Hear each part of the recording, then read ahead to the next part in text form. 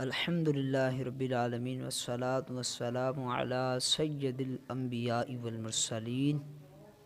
اما بعد فاعوذ باللہ من الشیطان الرجیم بسم اللہ الرحمن الرحیم انشاءاللہ عز و جل آج ہم سورۃ القلم کی آیت نمبر 5 سے اس کا ترجمہ اور تفسیر سننے کی سعادت حاصل کرتے ہیں۔ بسم اللہ الرحمن الرحیم فَسَتُبْصِرُ وَيُبْصِرُونَ، تو جلد ہی تم بھی دیکھ لو گے اور وہ بھی دیکھ لیں گے۔ بِأَيِّكُمُ الْمَفْتُونُ، کہ تم میں کون مجنون تھا۔ فَسَتُبْصِرُ، تو جلد ہی تم بھی دیکھ لو گے کہ اس سے پہلی آیات میں اللہ تعالیٰ نے اپنے حبیب صلی اللہ تعالیٰ علیہ وسلم پر لگائے گئے کفار کے الزام کا جواب دیا اور اپنے حبیب صلی اللہ تعالیٰ علیہ وآلہ وسلم کی عظمت اور شان کو بیان کیا،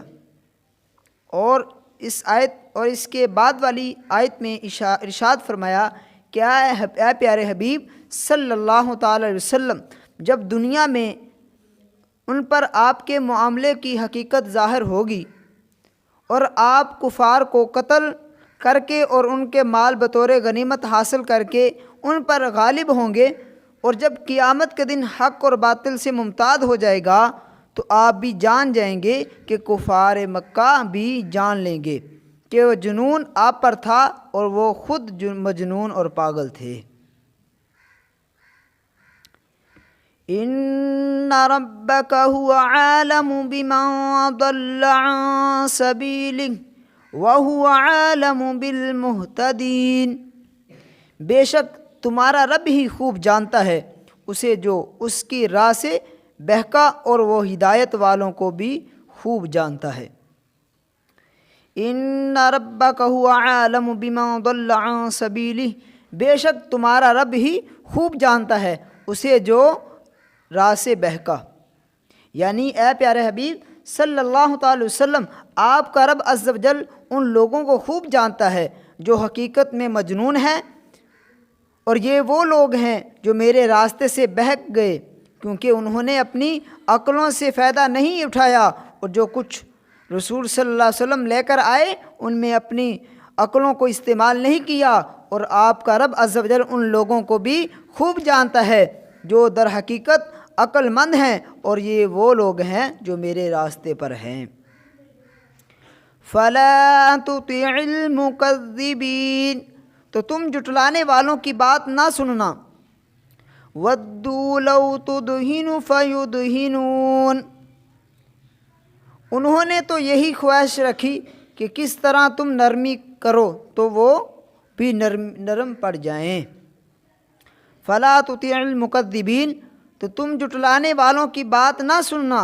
اس آیت اور اس کے بعد والی آیت کا خلاصہ یہ ہے کہ آپ پیارے حبیب صلی اللہ تعالیٰ علیہ وسلم، جب آپ پر یہ سب واضح ہو چکا ہو کہ آپ ان کی اس بات کو ماننے پر ثابت قدم رہیں کہ آپ انہیں شرک سے روکنے اور بتوں کی مذمت کرنے سے باز آ جائیں، تاکہ ہم بھی آپ کی مخالفت کرنے سے باز آ جائیں، کیونکہ ان مشرکین کی خواہش اور آرزو یہ ہے کہ آپ اپنے دین میں ان کے لیے اس طرح نرمی کر لیں کہ آپ ان کی بات مان کر ان کے بتوں کی پوجا کر لیں، تو وہ بھی آپ کی بات مان کر آپ کے رب تعالیٰ کی عبادت کے معاملے میں نرمی کر لیں۔ وَدُّوا لَوْ تُدْهِنُ فَيُدْهِنُونَ، انہوں نے تو یہی خواہش رکھی ہے کہ کس طرح تم نرمی کرو تو وہ بھی نرم پڑ جائیں۔ مداہنت یہ ہے کہ اپنی دنیا کی خاطر دین کے احکام میں خلاف شرعی نرمی کرنا، جیسے لالچ کی وجہ سے یا کسی مرتبے کی رعایت کرتے ہوئے اسے برائی سے منع نہ کرنا، یا منع کرنے پر قدرت نہ ہونے کی صورت میں اس کی برائی کو دل میں برا نہ جاننا، اور اس کی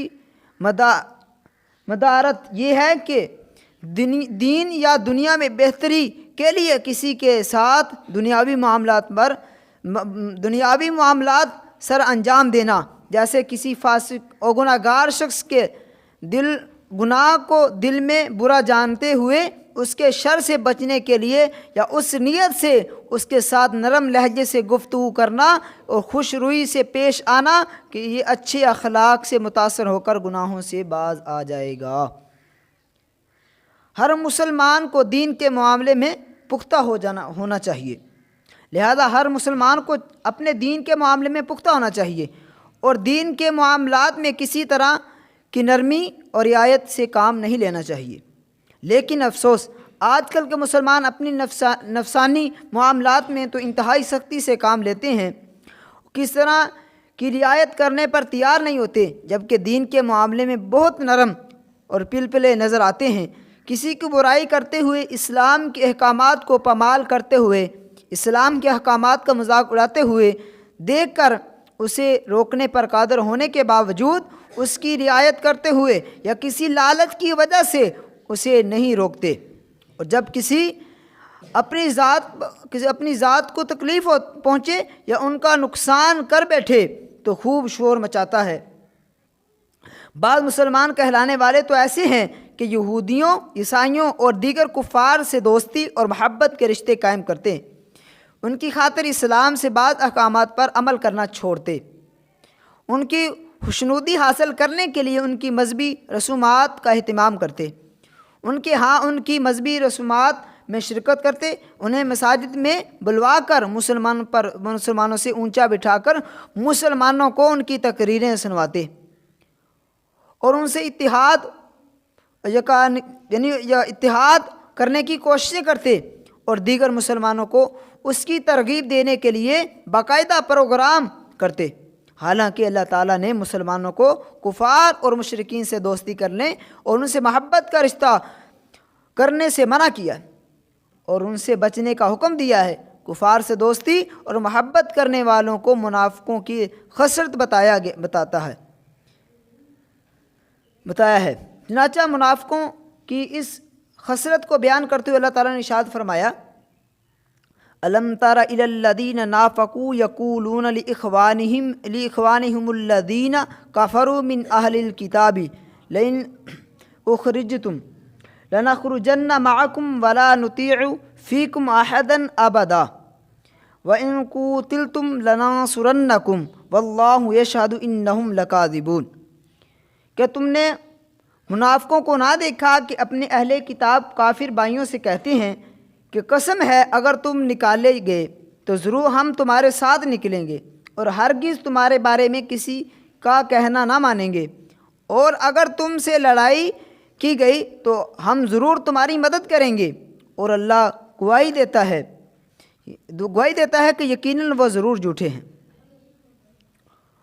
اور مسلمانوں سے اللہ تعالیٰ نے ارشاد فرمایا: یا ایھا الذین آمنوا لا تتخذوا الذین اتخذوا دینکم ہزوا ولعبا من الذین اوتوا الکتاب من قبلکم والکفار اولیاء واتقوا اللہ ان کنتم مؤمنین۔ اے ایمان والو، جن لوگوں کو تم سے پہلے کتاب دی گئی ان میں سے وہ لوگ جنہوں نے تمہارے دین کو مذاق کھیل بنا لیا، انہیں اور کافروں کو اپنا دوست نہ بناؤ، اور اگر ایمان رکھتے ہو تو اللہ سے ڈرتے رہو۔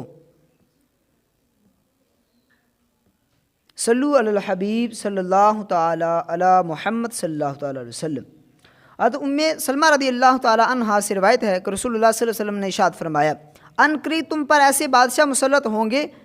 جن سے تم نیکی بھی دیکھ لو گے اور برائی بھی، تو جس نے ان کی برائی کو برا کہا وہ بری ہوئی، اور جس نے ان کی برائی کو برا کہنے کی قدرت نہ رکھنے کی وجہ سے برائی کو دل سے برا سمجھا وہ بھی ان کی برائی میں شریک ہونے کے وبال سے سلامت رہا۔ البتہ جو دل سے ان کی برائی پر راضی ہوا اور ان سے ان کی پیروی کی تو وہ ہلاک ہوا۔ اللہ تعالیٰ مسلمانوں کو عقل سلیم عطا فرمائے، اپنے دین پر پختگی اور ان احکامات پر مضبوطی سے عمل کرنے کی توفیق عطا فرمائے۔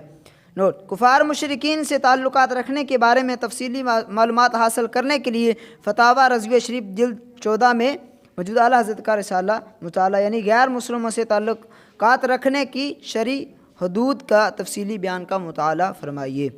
اللہ پاک ہم سب کو عمل کرنے کی توفیق عطا فرمائے۔ اگر یہ میری ویڈیو آپ کو اچھی لگی ہو تو میرے چینل کو سبسکرائب بھی کریں، لائک بھی کریں، شیئر بھی کریں۔